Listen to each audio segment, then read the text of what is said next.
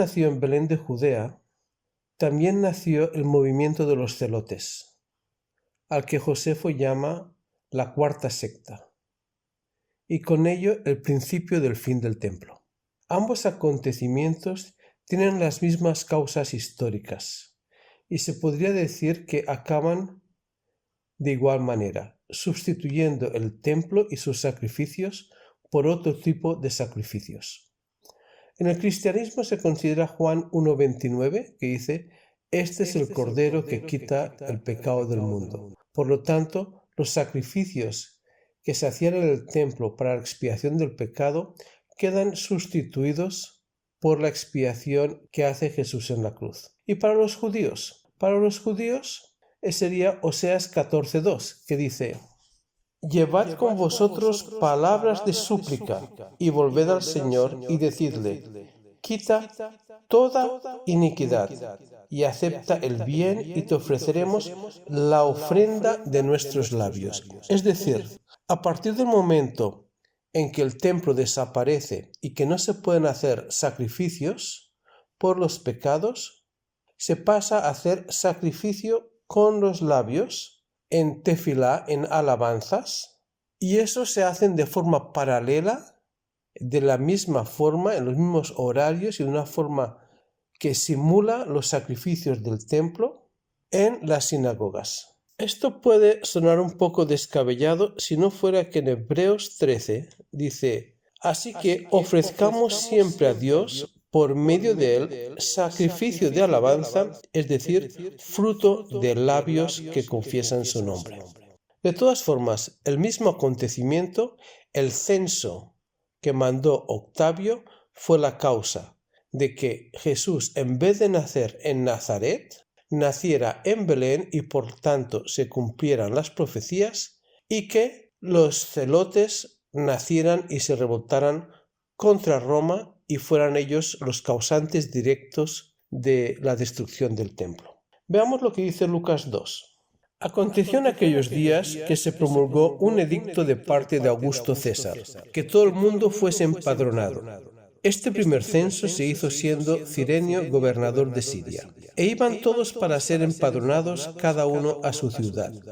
Y José subió de Galilea, de la ciudad de Nazaret, a Judea, a la ciudad de David que se llama Belén, por cuanto era de la casa y familia de David, para ser empadronado con María, su mujer, desposada con él, la cual estaba encinta. Y aconteció que estando ellos allí, se cumplieron los días de su alumbramiento, y dio a luz a su hijo primogénito y lo envolvió en pañales, y lo acostó en un pesebre, porque no había lugar para ellos en el mesón.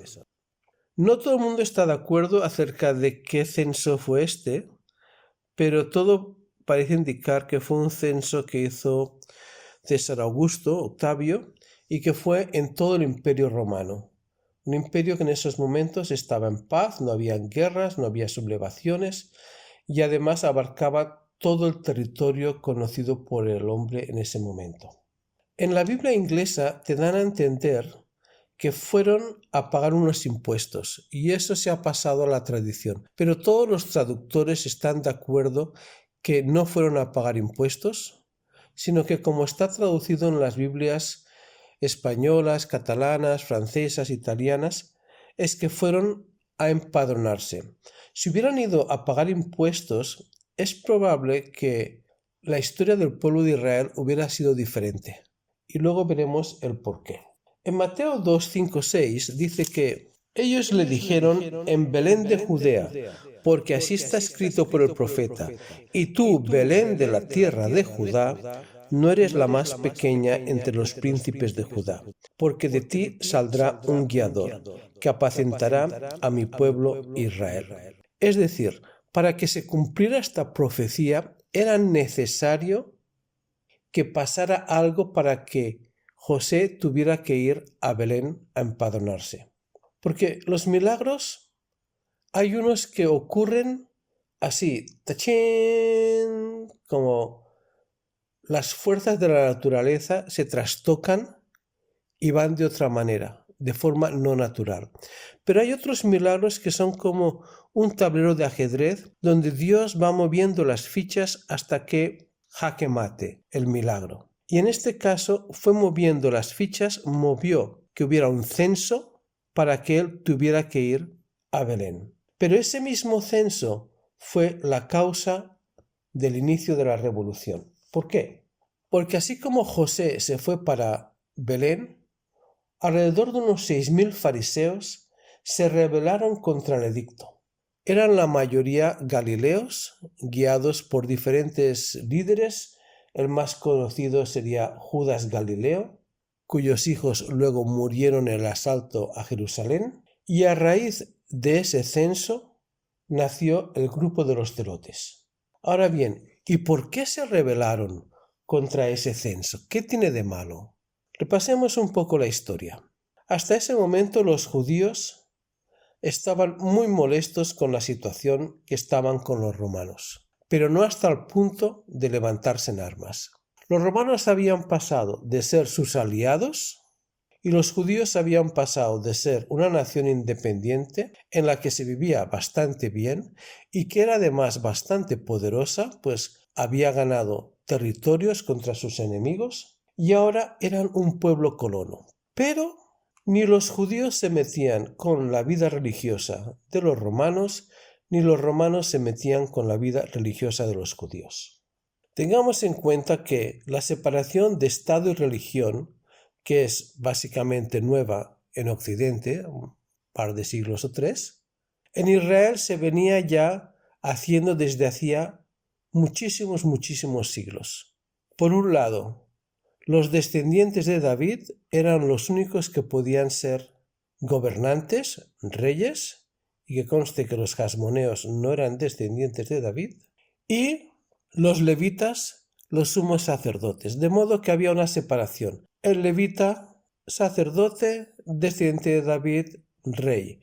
Por lo tanto, el rey no podía ser rey y sacerdote al mismo tiempo, aunque los jasmoneos ocuparon ambos puestos, lo cual no era legal ni la gente estaba contenta con ello, pero había una separación. ¿Y qué es lo que tomaron los romanos? Los romanos tomaron solamente la parte del gobierno, la parte real. La parte religiosa no la tocaron. Allí continuaron habiendo sacrificios, levitas, sumos sacerdotes. No se metieron con la religión. ¿Por qué? Porque la religión judía era la única religión legal en el Imperio Romano. Las demás religiones estaban perseguidas y prohibidas, pero los judíos, desde tiempos de Julio César, tenían libertad para ejercer sus creencias en todo el Imperio Romano. Uno no se metía con el otro. Tú te darás cuenta, por ejemplo, que Jesús critica siempre a los fariseos, critica a su gente, les dice que si miran a una mujer con lascivia ya están cometiendo adulterio. Pero nunca se mete con los romanos que unos metros más allí miraron a una mujer, lo que tienen eran orgías. Los pecados de los romanos, su falta de moralidad, su ética, era desbordante, pero nunca les dijo nada. Porque a los judíos realmente les tiene sin cuidado lo que hagan los gentiles con su propia vida. Pero en este caso, César Augusto, seguramente sin saberlo, él no tendría ni idea, estaba pidiendo por primera vez que los judíos hicieran algo que iba en contra de su religión, que es censar a su pueblo. Fíjate que cuando conquistaron Jerusalén, el general entró en el templo, entró en el Santo Santísimo, miró y dijo, tanta cosa, aquí realmente no hay nada. Salió y dijo, continuar con los sacrificios. Eso fue todo. No como los griegos, que sacrificaron un cerdo, que les prohibieron esto, lo otro, que fueron contra su religión. No, los romanos hasta este punto habían permitido la libertad religiosa. Pero censar al pueblo judío, para un judío es y era muy ofensivo. Basándose en varios versículos, se considera que un judío no es una cosa, sino que es un judío. Y por lo tanto, como no es una cosa, no se puede contar. No se puede contar los judíos. Y eso se cree hasta el día de hoy. Aunque no todos lo interpretan así, ¿eh? Hay algunos que lo interpretan diferente, pero siempre se ha interpretado de esta manera. Y vamos a ver algunos versículos que lo dan a entender. Primera de Crónicas 21 dice, pero Satanás se levantó contra Israel e incitó a David a que hiciese censo de Israel. Y dijo David a Joab y a los príncipes del pueblo: Id, haced censo de Israel, desde Beersheba hasta Dan, e informadme sobre el número de ellos para que yo lo sepa. Y dijo Joab: Añada el Señor a su pueblo 100 veces más, rey señor mío. ¿No son todos estos siervos de mi señor? ¿Para qué procura mi señor esto, que será para pecado a Israel? O sea, su buen amigo Joab ya le está diciendo que censarlos era pecado. Y dice que los quiso censar porque Satanás se levantó contra Israel. ¿Cuál fue la consecuencia de ese censo? Unos versículos más adelante dice: Así el Señor envió una peste en Israel y murieron de Israel 70,000 hombres. Y la cosa va más, porque en el siguiente versículo dice: Y envió el Señor el ángel a Jerusalén para destruirla. Pero cuando él estaba destruyendo, miró el Señor y se arrepintió de aquel mal y dijo al ángel que destruía: Basta ya, detén tu mano. El ángel del Señor estaba junto a la era de Ormán Jebuseo. Y esto es lo suficientemente importante para que repita la misma historia en 2 de Samuel. Y cuando una historia aparece 2 veces en la Biblia es que tiene mucha importancia. Volvió a encenderse la ira del Señor contra Israel e incitó a David contra ellos a que dijese: Ve, haz un censo de Israel y de Judá.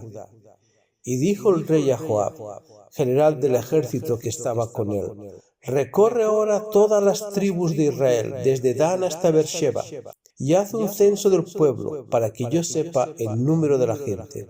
Y Joab respondió al rey: Añada el Señor tu Dios al pueblo 100 veces tanto como son, y que lo vea mi señor el rey. Mas, ¿por qué se complace en esto mi señor el rey?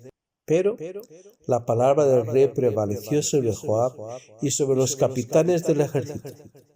Salió pues Joab con los capitanes del ejército de delante del rey para hacer el censo del pueblo de Israel. Y en el 15 dice: Y el Señor envió la peste sobre Israel desde la mañana hasta el tiempo señalado, y murieron del pueblo desde Dan hasta Beersheba 70,000 hombres. Ahora bien, fijémonos que ya había habido un censo anterior y lo había hecho el mismísimo Moisés, el que escribió la Torá. Pero fijémonos la diferencia de cómo lo hizo. Habló también el Señor a Moisés diciendo: Cuando tomes el número de los hijos de Israel, conforme a la cuenta de ellos, cada uno dará al Señor el rescate de una persona, cuando los cuentes, para que no haya en ellos mortandad cuando los hayas contado. Esto dará todo aquel que se ha contado, medio ciclo, conforme al ciclo del santuario. El ciclo es de 20 jeras. La mitad de un ciclo será la ofrenda al Señor. Todo el que se ha contado de 20 años arriba dará la ofrenda al Señor. Ni el rico aumentará, ni el pobre disminuirá del medio ciclo, cuando dieren la ofrenda al Señor para hacer expiación por vuestros pecados. Es decir, ¿cómo lo hizo Moisés? Que cada persona de 20 años para arriba trajera medio shekel. Luego contaron cuántos shekels habían, lo dividieron entre 2 y ese era el censo de la población de Israel. ¿Qué es lo que contaron? Contaron shekels, no contaron personas. ¿Para qué? Lo dice claro: para que no haya en ellos mortandad cuando los hayas contado. Hay otro versículo más que indica algo parecido, que está en Oseas. Con todo será el número de los hijos de Israel como la arena del mar, que no se puede medir ni contar. Tú te preguntarás: ¿y yo para qué te cuento todo esto?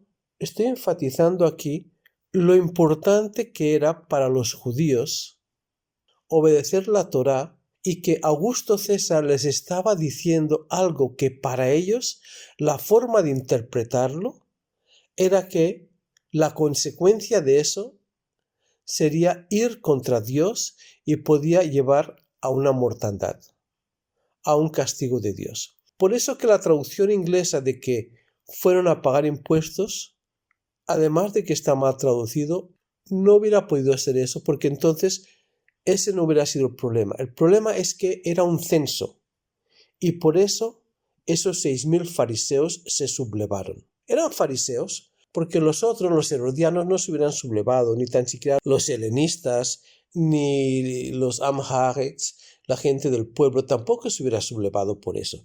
Pero los fariseos, que eran los más ortodoxos, los más apegados a las escrituras, ellos sí se sublevaron. Aunque dice en Lucas que todos fueron a censarse. Si fueron todos, a lo mejor la sublevación fue después, o quizás todos menos 6.000 se sigue contando como todos de forma un poco genérica. Ahora bien, este versículo también se puede interpretar de otra manera, porque como dice que los judíos no se pueden medir ni contar, también se puede interpretar de otra manera, como porque de todas formas, ¿cómo vas a contar los judíos si después de tantísimos siglos nadie se ha puesto todavía de acuerdo de qué es un judío? La definición de un judío, hay muchas, está en el aire. Pero bueno, la mayoría de los judíos interpretaban y siguen interpretando estos versículos como se los he explicado aquí. Ahora tú dirás, bueno, pero el Estado de Israel es la única democracia que hay en el Oriente Medio.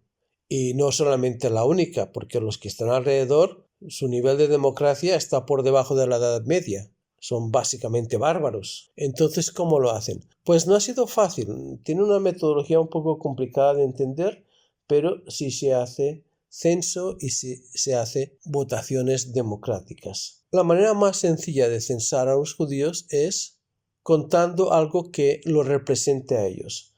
Por ejemplo, algo muy curioso, lo explico solo para que entendamos cuán ofensivo fue para esos fariseos que se rebotaron y formaron la banda de los celotes. A veces uno va por la calle y más entre semana que en Shabbat también pasa, pero te pueden fácilmente parar y decir, mira, que no somos suficientes para un minyan para hacer la tefilá. Congregarse para hacer la tefilá se necesitan 10 personas, porque la definición en Josué de una congregación son 10 personas, ese es el mínimo para hacer la tefilá. Y congregarse no es congregarse por YouTube ni por internet, congregarse es estar físicamente presente uno con el otro. O sea, la definición de la palabra también en español. Entonces dice, mira, ven, que si nos puedes ayudar. Bueno, antes de decir que sí, te lo tienes que pensar un poco, porque la tefilá dura entre hora y 2 horas según el lugar y la fecha. Así que si vas para otro lugar, piénsatelo 2 veces.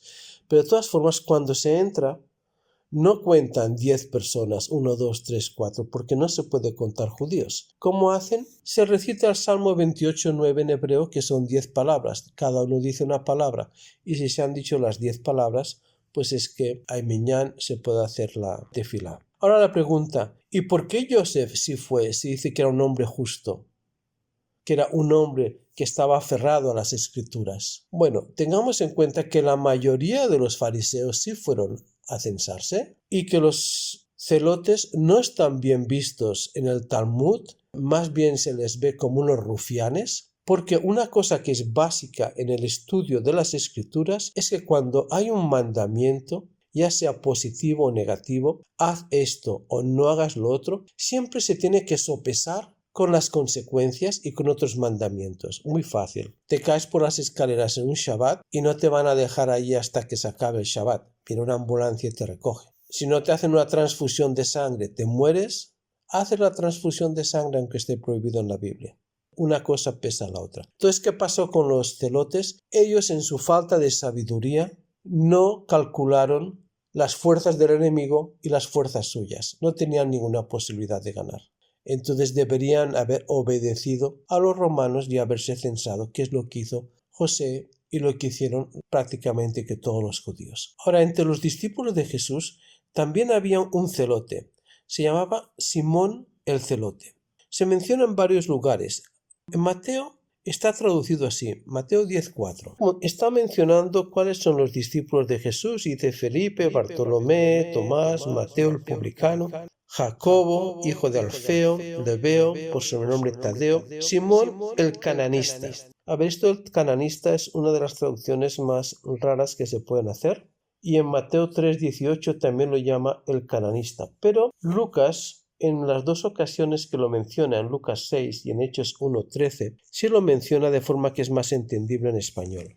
Y entrados subieron al aposento alto, que por cierto, lo puedes visitar en Jerusalén y es casi seguro que el que visitas es el de verdad, donde moraban Pedro y Jacobo, Juan, Andrés, Felipe, Tomás, Bartolomé, Mateo, Jacobo, hijo de Alfeo, Simón el celote y Judas, hermano de Jacobo. Simón el celote. Ahí sí está claro que era un celote. En las Biblias católicas lo llaman Simón el cananeo. Evidentemente no era cananeo como nosotros entendemos, porque los cananeos habían desaparecido hacía muchos siglos y Jesús no iba a tener un idólatra, un gentil entre sus discípulos. Quizás se podrían referir que era de Caná, donde hubo la boda aquella en Galilea, pero el motivo por el que en Mateo se traduce de esa forma tan rara es porque en hebreo, que es como realmente los llamarían, no se llamaban celotes, sino que se llamaban Canaim o Canai.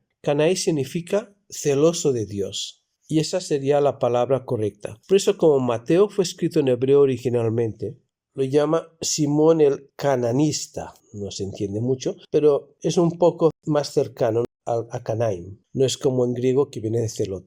Y algunas personas también dicen que Pablo había sido celote, pero la verdad a mí no me cuadra eso, porque si se lee el contexto, se ve que es diferente. Cuando habla de Simón el celote, está probablemente diciendo que él era miembro del grupo de los celotes. Doctrinalmente no es tan complicado, porque las doctrinas de los fariseos, de donde venían los celotes, y las de los celotes son básicamente las mismas, solamente que los fariseos estaban en contra de hacer un alzamiento, y las doctrinas de Jesús y de los fariseos también básicamente van en la misma línea, solamente que Jesús no era tan modernista como los fariseos. Ellos estaban introduciendo en esa época la Torá oral, y esa es la parte que Jesús más discrepa, aparte de la hipocresía, su comportamiento, todo eso.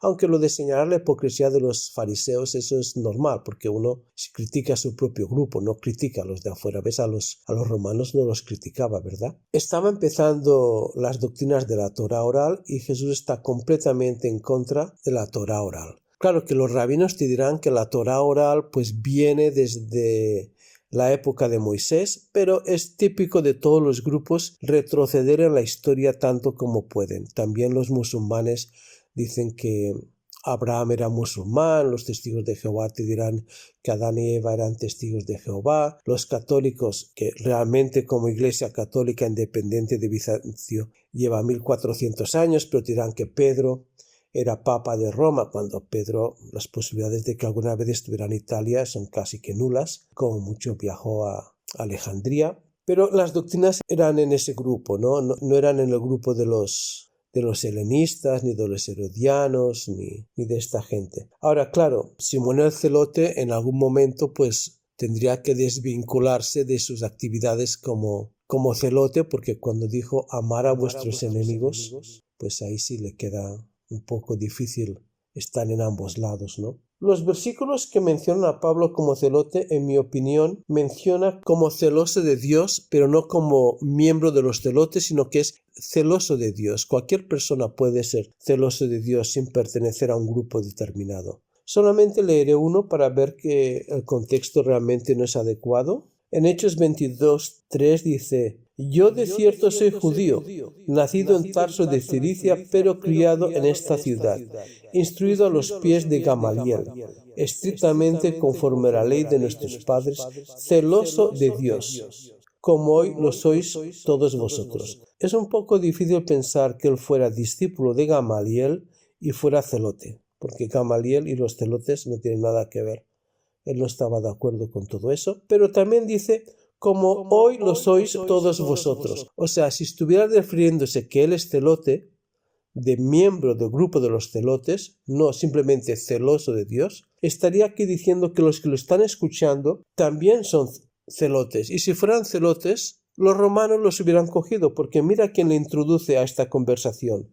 En el capítulo anterior, en el versículo 37, dice: cuando comenzaron a meter a Pablo en la fortaleza, dijo al tribuno: ¿se me permite decirte algo? Y él dijo: ¿sabes griego?